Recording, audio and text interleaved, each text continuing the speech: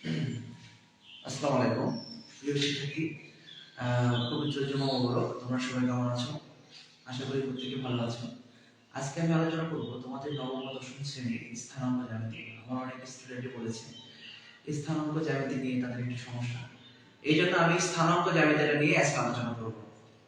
স্থানাঙ্ক জ্যামিতিটা হচ্ছে কি, এটা আমাদের প্রথমে বুঝতে হবে যে বিন্দু সরলরেখা ও বক্ররেখার বীজগাণিতিক প্রকাশকে জ্যামিতির যে অংশে অধ্যয়ন করা হয় তাই হচ্ছে স্থানাঙ্ক জ্যামিতি। তাহলে বিন্দু সরলরেখা ও বক্ররেখার বীজগাণিতিক প্রকাশ যেটা হবে, এবং আরো যদি বিস্তারিত ভাবে বলি যে সমতলে বিন্দু পাতনের মাধ্যমে সরলরেখা, বক্ররেখা এবং এদের দ্বারা তৈরি জ্যামিতিক ক্ষেত্র, যেমন বৃত্ত, চতুর্ভুজ, ত্রিভুজ, তারপর ট্রাপিজিয়াম, এগুলো যে চিত্র প্রকাশিত হয়, এগুলো যে সমাধানটা, এটা হচ্ছে স্থানাঙ্ক জ্যামিতি। তাহলে সমতলটা কি? সমতল হচ্ছে যে টু ডাইমেনশনাল, অর্থাৎ দ্বিমাত্রিক, যার দৈর্ঘ্য এবং প্রস্থ। যেমন একটা বোর্ড, এটা একটা সমতল, বা মেঝের ফ্লোর যেটা বলি আমরা, তারপর আমরা টেবিলের উপরের অংশটা বলি, এগুলো হচ্ছে সমতল। সমতলের তাহলে আমরা সমতলে বিন্দু পাতন, স্থানাঙ্কটা বলতে এখানে বিন্দু পাতনটা বুঝি, অর্থাৎ একটা নির্দিষ্ট বিন্দুর অবস্থান।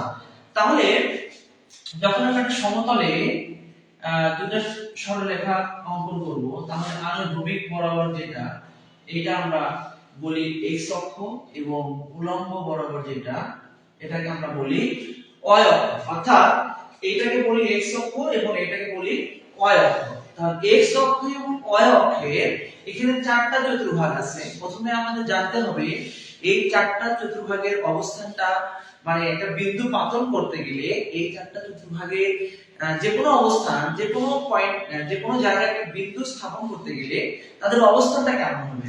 যেমন আমি যদি এখানে একটা বিন্দু স্থাপন করি, আমি এখানে একটা বিন্দু স্থাপন করব, এখানে একটা বিন্দু স্থাপন করব, এখানে একটা বিন্দু স্থাপন করব। তোমরা প্রত্যেকেই জেনে এসেছো, এর আগের ক্লাসগুলোতে তোমরা পড়ে এসেছো যে প্রথম চতুর্ভাগে আমরা যখন বিন্দু স্থাপন করি তখন উভয় পজিটিভ মানটা দেওয়া হয় এখানে, এবং এখানে আমরা x এর মানটা নেগেটিভ এবং y এর মানটা পজিটিভ, এবং এখানে x এর মান এবং y এর মান উভয়ই নেগেটিভ, এবং এখানে আমরা ব্যবহার করি x পজিটিভ এবং y এর মানটা নেগেটিভ। অর্থাৎ এই অবস্থানগুলো, অর্থাৎ আমরা জানি যখন মূল বিন্দু থেকে যখন দুটো সরলরেখা যে বিন্দুতে ছেদ করে, সেন্টার পয়েন্ট, ওটাকে আমরা মূল বিন্দু বলি। অর্থাৎ মূল বিন্দু থেকে যখন হাতের ডান দিকে যাবে তখন x এর মান পজিটিভ হচ্ছে, এবং যখন হাতের বাম দিকে যাচ্ছে তখন x এর মানটা নেগেটিভ হচ্ছে, এবং মূল বিন্দু থেকে যখন উপরের দিকে উঠতেছি আমরা তখন y এর মানটা পজিটিভ হচ্ছে, এবং নিচের দিকে যাচ্ছে তখন x এর মানে y এর মানটা নেগেটিভ হচ্ছে। তাহলে সমতলের উপরস্থ একটা বিন্দু, এই বিন্দুটার নাম দিলাম আমি x, y।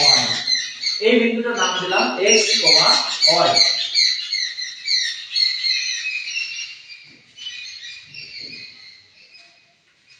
তাহলে আমরা যদি এই বিন্দুটার নাম x, y দেই, এখন এখানে এই বিন্দুটার অবস্থান x, y দিলাম, তাহলে এই বিন্দুর অবস্থান হচ্ছে -x, y। আমি এখানে যদি একটা বিন্দু দিই তাহলে এটা -x, y, এবং এখানে যদি একটা বিন্দু দেই x, y। তাহলে আমাদের এই বিন্দুর অবস্থানগুলো নিয়ে কাজ করতে হবে। এখানে একাধিক বিন্দুগুলো সমতলে স্থাপন করে সেই বিন্দুগুলো যখন আমরা যুক্ত করে দিব, তখন এখানে সরলরেখা হতে পারে, ট্রাপিজিয়াম হতে পারে, আয়তক্ষেত্র হতে পারে, বর্গক্ষেত্র হতে পারে। এগুলোর যে বিশ্লেষণ, এই বিশ্লেষণটাই হচ্ছে স্থানাঙ্ক জ্যামিতি। তাহলে আমরা আমাদের মূল আলোচনাটা শুরু করি। এখন এই বিন্দু প্রথম যে বিষয়টা আমাদের প্রথম জানতে হবে, আমরা যখন y অক্ষ থেকে একটা নির্দিষ্ট বিন্দুর দূরত্ব বলবো, y অক্ষ থেকে যদি আমরা এই p বিন্দুর দূরত্বটার কথা চিন্তা করি, তাহলে y অক্ষ থেকে যদি এটা দূরত্ব আমরা নির্ণয় করি, y অক্ষ হতে p x, y বিন্দুর দূরত্ব, এটা যদি দূরত্ব চিন্তা করি, তাহলে এখানে একটা মডুলাস ব্যবহার করব। কেন পরমান কেন দিচ্ছি? কারণ দূরত্ব কখনো নেগেটিভ হবে না, কারণ যে কোনো দূরত্ব সর্বদাই পজিটিভ হয়। তাহলে এখানে এই খেয়াল করতে হবে আমার y অক্ষ থেকে যে মানটা যাচ্ছে এটা কোন দিকে যাচ্ছে? x অক্ষের দিকে, মানে x অক্ষ বরাবর দৌড়াচ্ছে। তাহলে এখানে x এর মানটাই নিয়ে আমার কাজ করবে। y অক্ষ থেকে দূরত্ব যখন বলবো তখন আমরা x অক্ষের সমান্তরালে দৌড়াচ্ছে, এর জন্য আমাদের x এর মানটা নিতে হবে। আবার যখন আমরা x অক্ষ থেকে এই বিন্দু দূরত্ব যখন কল্পনা করব, যে একটু খেয়াল করো, x অক্ষ থেকে যখন x অক্ষ থেকে আমরা x অক্ষ থেকে p বিন্দুর দূরত্ব যখন আমরা চিন্তা করব, তখন আমাদের কিন্তু এখানে আমরা y এর মানটা নিব। কেন y এর মানটা নিব? কারণ x অক্ষ থেকে y অক্ষের উপরের দিকে অথবা পজিটিভ দিকে অথবা নেগেটিভ দিকে y এর মানটা মানে বাড়বে অথবা কমবে। এই জন্য x অক্ষ থেকে যখন দূরত্বের কথা চিন্তা করব, তখন আমরা লিখব মডুলাস y। একটু খেয়াল করি, এই বিন্দু মানে এই রেখাটা এবং এইটা পরস্পর সমান সমান, অর্থাৎ এটা যদি মডুলাস x হয়, এটা মডুলাস x দিতে পারি আমরা, এবং এইটা এবং এটা পরস্পর সমান, এবং এখানে খেয়াল করি এখান থেকে এইটুকু মান আমরা অলরেডি মডুলাস y বের করেছি। এখন যদি আমরা এই দুটো বিন্দু যোগ করে দেই, তাহলে এটা তো মূল বিন্দু সবসময় 0,0। এখন যদি আমরা বলি মূল বিন্দু থেকে p বিন্দুর দূরত্বটা, তাহলে খেয়াল করুন এটাতে সমকোণ, অর্থাৎ এটাতে 90 ডিগ্রি, অর্থাৎ এই ত্রিভুজটা সমকোণী ত্রিভুজ, তাহলে এটা হবে তার অতিভুজ। অতিভুজ সমান লিখি আমরা বর্গমূল লম্ব স্কয়ার প্লাস ভূমি স্কয়ার, অথবা ভূমি স্কয়ার প্লাস লম্ব স্কয়ার। এই জন্য আমরা বলি যে মূল বিন্দু হতে একটা নির্দিষ্ট বিন্দু, যে বিন্দু বলুক না কেন, এত বিন্দুর দূরত্ব যখন আমরা নির্ণয় করব বর্গমূল x square plus y square, তাহলে এই প্রশ্নটা কেমন টাইপের হবে একটু খেয়াল করে দেখি আমরা। যে আমাদের এমসিকিউ এর জন্য খুবই গুরুত্বপূর্ণ, একটা নির্দিষ্ট বিন্দু দেয়া থাকবে, বলবে মূল বিন্দু হতে -2, -3 বিন্দুর দূরত্ব নির্ণয় করো। তার অর্থ বলছে এই দুটো দূরত্ব, মানে এখান থেকে এটার দূরত্বটা আমাদের নির্ণয় করতে বলছে। তাহলে আমরা কি জানি বর্গমূল x square plus y square, অর্থাৎ এখানে যে দুটো মান আছে, একটা ভুজ এবং একটা কোটি, তাহলে ওই দুটো মানের বর্গের সমষ্টি। তাহলে এখান থেকে 4 9 অর্থাৎ √13 এত একক। তাহলে এখান থেকে আমরা কয়েকটা জিনিস শিখতে পারলাম। এটা হচ্ছে x অক্ষ থেকে যে কোনো বিন্দুর দূরত্ব যদি বলে, আমরা একটা মডুলাস করে একটা y এর মান বসিয়ে দিব, এবং y অক্ষ থেকে যে কোনো বিন্দুর দূরত্ব যদি নির্ণয় করতে বলে, তাহলে একটা মডুলাস দিয়ে আমরা x এর মানটা বসাই দিব। এবং মূল বিন্দু থেকে বললে তো আমরা যেটা আলোচনা করলাম এভাবেই নির্ণয় করব। এবং এখান থেকে আমি আরো কয়েকটা জিনিস তোমাদের বলতে চাই, সেটা হচ্ছে তোমাদের জানতে হবে যে x অক্ষের উপরস্থ যত বিন্দু আছে, প্রত্যেক বিন্দুতে কোটি এর মান 0। কারণ x অক্ষের উপরস্থ বিন্দুতে y এর কোনো মান থাকে না, শুধুমাত্র x এর মান থাকে। x এর মান বাড়তে পারে অথবা কমতে পারে। যেমন ধরো এই বিন্দুগুলো আমি যদি এই বিন্দুর অবস্থানটা দেখি, তাহলে এটা ধরো আমি এখানে দিলাম 1 2 3 4 5 6, তাহলে -7 এখানে -0। কারণ হচ্ছে এই বিন্দুটা পুরো x অক্ষের উপর অবস্থিত। তাহলে x অক্ষের উপর অবস্থিত বিন্দুর স্থানাঙ্ক যখন আমরা নির্ণয় করব, তাহলে অবশ্যই দেখতে হবে আমাদের x অক্ষের উপরস্থ y এর মানটা সবসময় 0 হবে, এবং y অক্ষের উপরস্থ সবসময় x এর মানটা 0 হবে। এটা আমাদের খেয়াল করতে হবে। এবার চলে এসো তোমাদের জন্য আরো একটু আলোচনা করি, যে আমরা মূল বিন্দু থেকে একটা নির্দিষ্ট বিন্দুর দূরত্ব নির্ণয় করেছি। এখন যদি মূল বিন্দু ব্যতীত অন্য যে কোনো দুটো বিন্দু বলে, তাহলে সেই দুটো বিন্দুর মধ্যবর্তী দূরত্বটা আমরা কিভাবে নির্ণয় করব?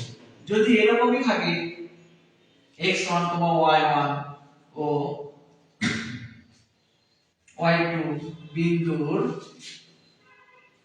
মধ্যবর্তী দূরত্ব নির্ণয় করো। তা যদি এরকম দুটো বিন্দু থাকে, যে নির্দিষ্ট দুটো বিন্দু দেয়া আছে, বলছে ওই দুটো বিন্দুর মধ্যবর্তী দূরত্ব নির্ণয় করো। আমি এটাকে বিস্তারিত আলোচনা করি, অর্থাৎ একটা প্রমাণ আকারে তোমাদের দেখাই, তারপর আমরা এটা নিয়ে কাজ করি। যে আমরা একটা সমতলে একটা x অক্ষ এবং y অক্ষ অঙ্কন করে নিলাম, এবং এটা y ও y ড্যাশ, একটা নির্দিষ্ট বিন্দু দিলাম, এখানে একটা a বিন্দু দিলাম এবং একটা b বিন্দু দিলাম। a বিন্দুটার নাম দিলাম এখানে x1, y1, বি বিন্দুটা x2, y2 আমরা দুটো বিন্দু যোগ করে দেব। খেয়াল করো যে এই AB এই দূরত্বটাই আমাদের নির্ণয় করতে বলছে। আমরা প্রমাণের সুবিধার্থে এটা লম্ব টেনে নেব, এটা লম্ব অঙ্কন করব, এখান থেকে এটা লম্ব টেনে নেব। এই এবার নাম দিলাম, এটা M, এটা N, এটা P, নাম দিয়ে দিলাম। এখন খেয়াল করো এইটা কিন্তু সমকোণ 90 ডিগ্রি, তাহলে এটা সমকোণ। প্রিয় শিক্ষার্থী তোমরা একটু খেয়াল করো, এখানে ত্রিভুজ ABP, এই ত্রিভুজের ক্ষেত্রে সমকোণী ত্রিভুজ আমরা জানি অতিভুজ স্কয়ার সমান লম্ব স্কয়ার প্লাস ভূমি স্কয়ার। আমরা কিন্তু এখান থেকে AB এর মানটা অলরেডি পেয়ে গেছিলাম।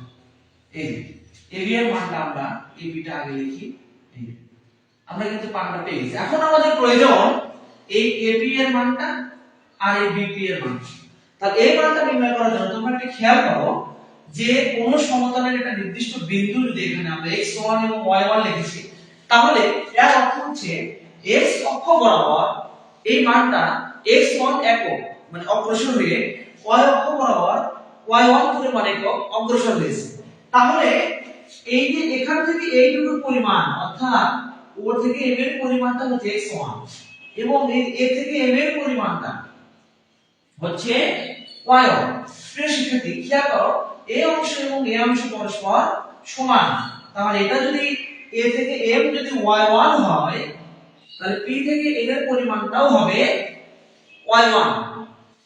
পরবর্তীতে একটু খেয়াল করি a বিন্দুটা x2 y2, তাহলে আমরা এই o থেকে n এর মানটা বলতে পারি এটা হচ্ছে x2 এবং এখানে y2 অর্থাৎ এই পুরো পরিমাণটা অর্থাৎ b থেকে n এর পরিমাণটাকে আমরা y2 বলতে পারি। এবার আমরা m এর মানটা নির্ণয় করি। এখানে একটু খেয়াল করতে হবে, যদি আমরা m এর মানটা নির্ণয় করতে চাই m এ, তাহলে পুরো ON থেকে আমাদের এই OM এর পরিমাণটা বাদ দিতে হবে এবং ON এর মানটা অলরেডি x2 আর এটা আমরা x1 বের করেছি। এখন এই m এ আর এই a থেকে p পরস্পর সমান, এটাকে আমরা AP এর মাধ্যমে প্রকাশ করতে পারি এবং আমরা যদি b থেকে p এর মানটা নির্ণয় করতে চাই, তাহলে আমাদের এই পুরো bn থেকে এই pn এর মানটা বাদ দিতে হবে। bn এর মানটা অলরেডি আমরা y2 নির্ণয় করেছি এবং pn এর মানটা আমরা অলরেডি এখানে বা npy1 লিখে নিয়েছি। তাহলে আমরা bp এর মানটাও পেয়েছি, ap এর মানটাও পেয়েছি। এখন যদি আমরা এই ap এর মানটা এখানে বসিয়ে দেই x2 x1 হোল স্কয়ার, এটা y2 y1, তাহলে আমরা বলতে পারি যে কোনো দুটি বিন্দুর মধ্যবর্তী দূরত্ব x2 x1 whole square plus y2 y1 whole square. অথবা আমরা যদি মনে করি যে এই মানটাকে আমরা x1 টাকে আগে লিখব, তাহলে কোনো সমস্যা নেই, কারণ বর্গযুক্ত মানকে যদি আমরা মাইনাস কমন নেই মানের ভিতরে এটা পরিবর্তন হবে। এই জন্য আমরা এখানে x1 টা আগে লিখতে পারি এবং x2 টা পরে লিখতে পারি।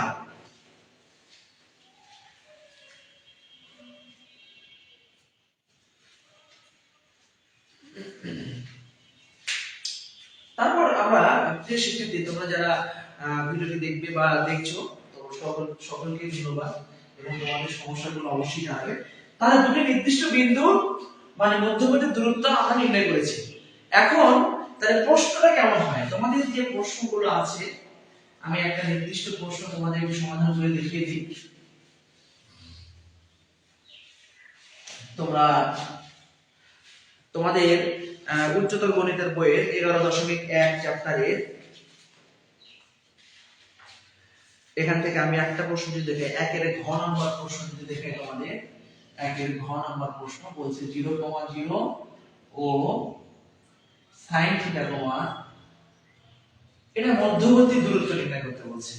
তাহলে এটার মধ্যবর্তী দূরত্ব যদি আমরা নির্ণয় করতে চাই, তাহলে এখানে আমরা কিছু সময় আগে লিখে এসেছি যে মধ্যবর্তী দূরত্ব কিছু সময় আগে প্রমাণ করেছি আমরা যে x সমান -x2 whole square plus y1 y2 whole square. তাহলে এখান থেকে আমরা প্রথম বিন্দুটাকে বলি x1 y1, পরের বিন্দুটাকে বলি আমরা x2 y2। আমরা এখানে 0 এখানে মাইনাস sin থিটা মানগুলো বসিয়ে দিই। আবার এখানে 0 মাইনাস cos থিটা। তাহলে 0 থেকে sin থিটা বাদ দিলে sin থিটাই হবে, স্কয়ার করলে আমরা পাবো sin স্কয়ার থিটা, এখানে আমরা পাবো cos স্কয়ার থিটা। আমরা জানি sin স্কয়ার থিটা এবং plus cos square theta equal to 1, তাহলে 1 একক। অর্থাৎ আমরা দুটি বিন্দুর মধ্যবর্তী দূরত্ব নির্ণয় করতে পেরেছি। এখন একই যে অঙ্কগুলো আছে, এক নম্বরে সবগুলো অঙ্ক আমরা এভাবে করব। এখন আমাদের 2 নম্বর অঙ্ক আমি একটু দেখাই।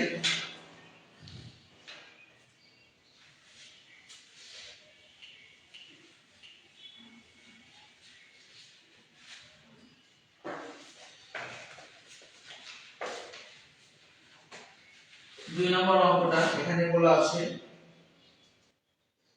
একটি ত্রিভুজের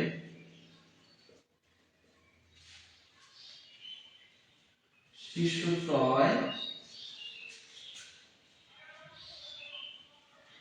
যথাক্রমে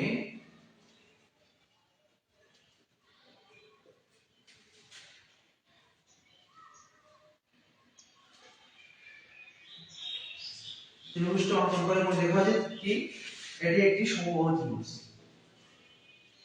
ত্রিভুজটি অঙ্কন করো এবং দেখাও যে এটি একটি সমবাহু সমদ্বিবাহু ত্রিভুজ।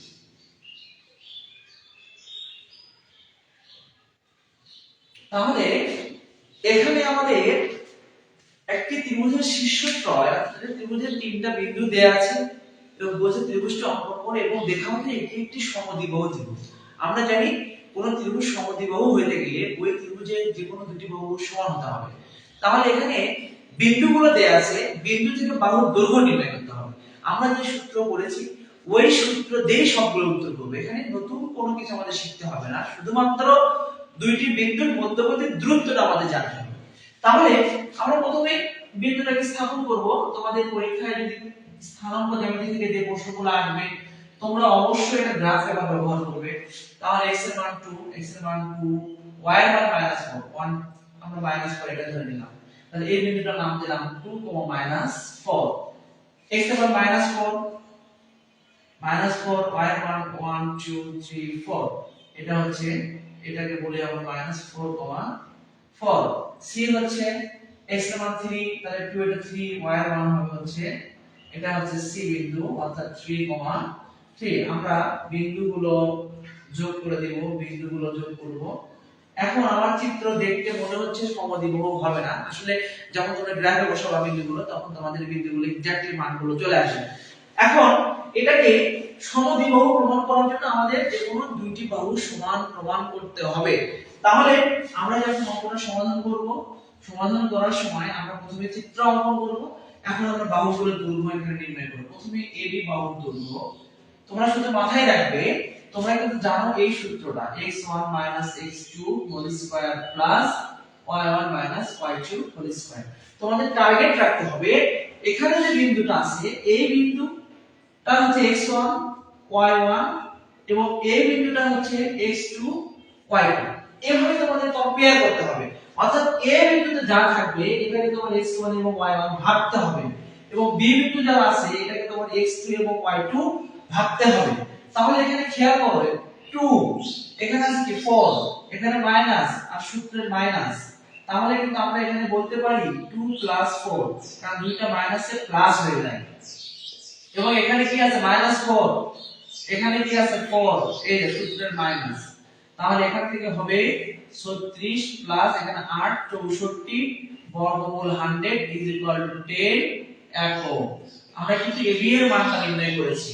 সিমিলারলি আমরা যদি এখন BC এর মানটা নির্ণয় করি তখন তোমার ভাবতে হবে এই বি এর বিন্দুটাই হচ্ছে তোমার x1 y1 আর এই সি এর বিন্দুটা হচ্ছে x2 y2 অর্থাৎ যখন যে বিন্দুকে নিয়ে কাজ করব সেই বিন্দুটাই হচ্ছে তোমার প্রথম বিন্দুটা x1 y1 আর পরেরটা হচ্ছে x2 y2 তাহলে b আর c তখন তোমাকে এটাকে ভাবতে হবে x1 এটাকে ভাবতে হবে y1 আর এটাকে ভাবতে হবে x2 এটা হচ্ছে তোমার y2 তাহলে এখানে খেয়াল করো -4 এখানে 3 তাহলে আমরা লিখতে পারি -4 3 হোল স্কয়ার প্লাস এটা 4 3 তখন আমরা এখান থেকে লিখতে পারি 7 7 7 49 এখানে 4 থেকে 3 বাদ দিলে 1 তাহলে এখান থেকে বর্গমূল 50 এত একক তারপর আমাদের বের করতে হবে এবং আরো একটা বিন্দু বের করতে হবে CA তখন আমাদের সিমিলারলি এই C এর মানটাকে তখন আমাদের ভাবতে হবে x1 y1 এবং এটাকে ভাবতে হবে x2 y2 তুমি যদি এখানে CA না লিখে AC লিখতা তাহলে অবশ্যই A বিন্দুকে তুমি ভাবতা x1 y1 এবং C বিন্দুকে ভাবতা x2 y2 এখানে আমরা তাহলে এটাকে ভাবলাম x1 C টাকে তাহলে আমাদের 3 এখানে মাইনাস আর সূত্রের মাইনাস মিলিয়ে হবে প্লাস তাহলে এখান থেকে আমরা পাবো 1 প্লাস এখান থেকে বর্গমূল 50 এত একক তাহলে আমাদের দেখতে পাচ্ছি আমরা দেখতে পাচ্ছি যেহেতু BC সমান CA সুতরাং বলতে পারি আমরা ABC ত্রিভুজ সমদ্বিবাহু তাহলে আমরা এইভাবে আমাদের এখান থেকে যে প্রশ্নগুলো আছে এগুলো আমরা সমাধান করার চেষ্টা করব আমাদের 3 নম্বর প্রশ্ন আসলে দেখা হচ্ছে ত্রিভুজটি সমকোণী ত্রিভুজ যদি আমরা দেখাতে চাই যে কোনো দুটি বাহুর বর্গের সমষ্টি তৃতীয় বাহুর বর্গের সমান অর্থাৎ যে কোনো ক্ষুদ্রতর দুইটা বাহুকে বর্গ করে যোগ করলে বৃহত্তর বাহুর বর্গের সমান হবে অর্থাৎ অতিভুজ স্কয়ার সমান লম্ব স্কয়ার প্লাস ভূমি স্কয়ার এই শর্ত যখনই মানবে তখনই আমরা বুঝবো এই ত্রিভুজটি সমকোণী ত্রিভুজ প্রিয় শিক্ষার্থী আমরা 5 নম্বর প্রশ্ন নিয়ে একটু আলোচনা করব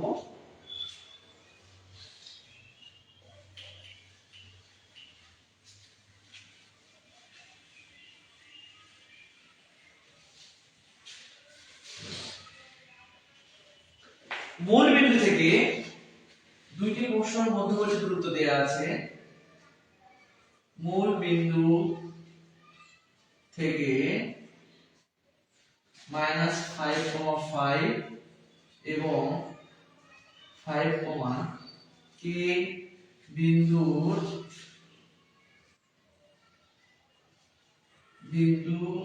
দ্বয়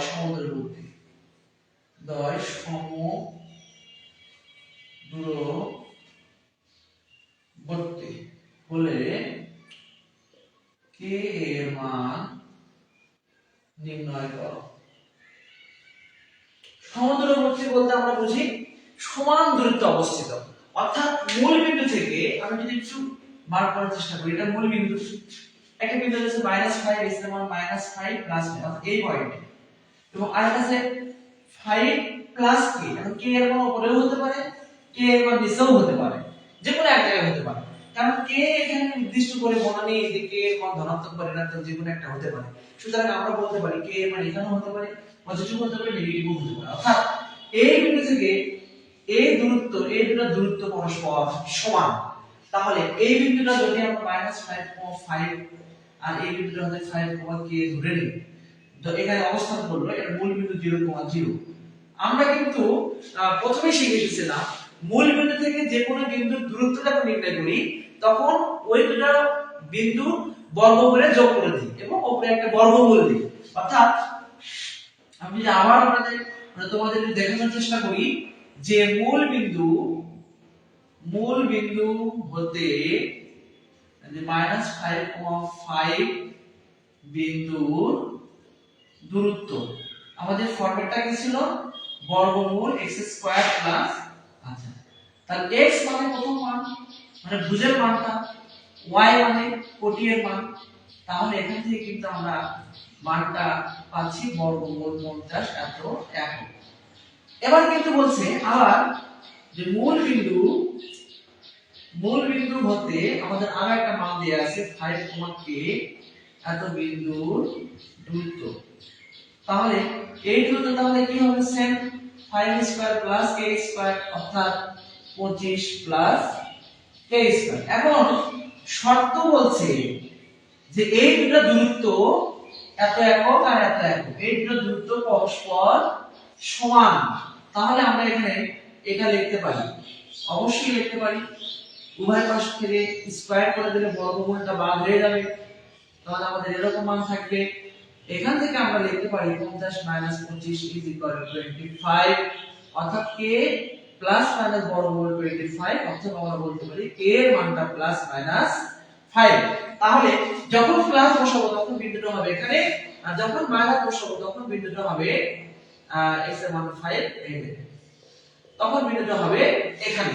অর্থাৎ k এর মান পজিটিভ হলে বিন্দুটা হবে প্রথম চতুর্ভাগে এবং k এর মান নেগেটিভ হলে বিন্দুটা হবে 4 নম্বর চতুর্ভাগে। এই জন্য আমরা এক্স্যাক্টলি প্রথমে বলতে পারিনি যে এই বিন্দুটা কোথায় অবস্থান করবে। বিন্দুটা প্রথম চতুর্ভাগে অবস্থান করতে পারে, 4 নম্বর চতুর্ভাগে অবস্থান করতে পারে। শুধুমাত্র আমরা এখানে x1 x2 ব্যবহার না করেও কিন্তু যখন মূল বিন্দু দেয়া থাকবে তখন কিন্তু আমরা এই সূত্র ব্যবহার করে, অর্থাৎ এটা ব্যবহার করেও কিন্তু আমরা অঙ্কগুলো সমাধান করতে পারবো। আজকের মতো এই পর্যন্তই। সবাই ভালো থাকবে, সুস্থ থাকবে।